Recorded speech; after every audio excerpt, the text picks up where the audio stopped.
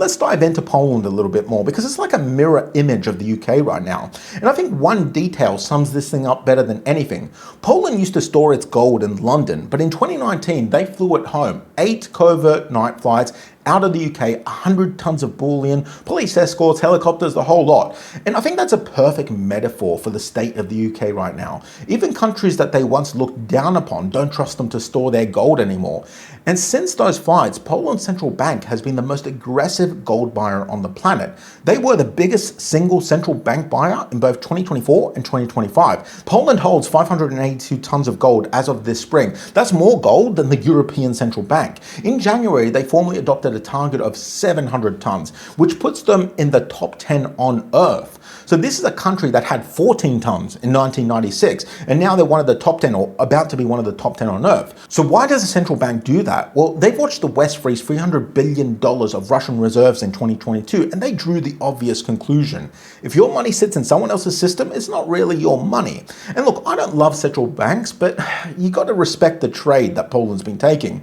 And they're doing exactly what metal guys like me get laughed at for doing, except they're doing it with like 582 tons of it, which I wish I had 582 tons. And the stock market is even crazier. The WIG, Poland's main index, and yeah, it's really called the WIG. I love saying that name, by the way, the WIG, it's crazy. Anyway, it crossed 100,000 points in April of 2025 for the first time in its history.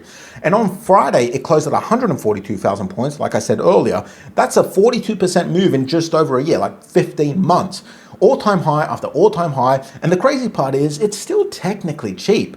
I mean, the Polish market trades at a price to earnings ratio of about 12. The S&P 500 trades at a price to earnings ratio of about 25. So a quick plain English explanation of what PE is, or price to earnings ratio.